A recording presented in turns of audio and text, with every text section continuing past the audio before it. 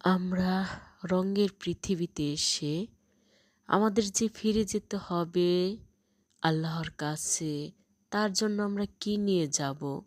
পারস্পরিক ঝগড়া বিবাদ মীমাংসা করা ইসলামের দৃষ্টিতে অত্যন্ত গুরুত্বপূর্ণ কাজ থাকতেও আমরা জেনে বুঝে অন্যায় করে থাকি, পাপ করে থাকি।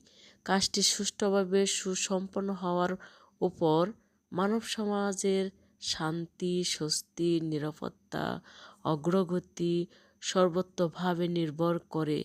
মানুষের সবথেকে বড় আদালত বিবেক, জ্ঞান, বুদ্ধি।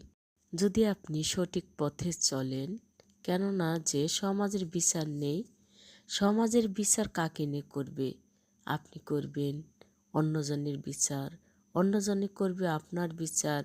আমরা পারি কিন্তু কোনো অপরাধ না করতে, পারি কিন্তু সমাজকে সুন্দরভাবে গড়ে তুলতে, জনগণের ফরিয়াদ পেশ করার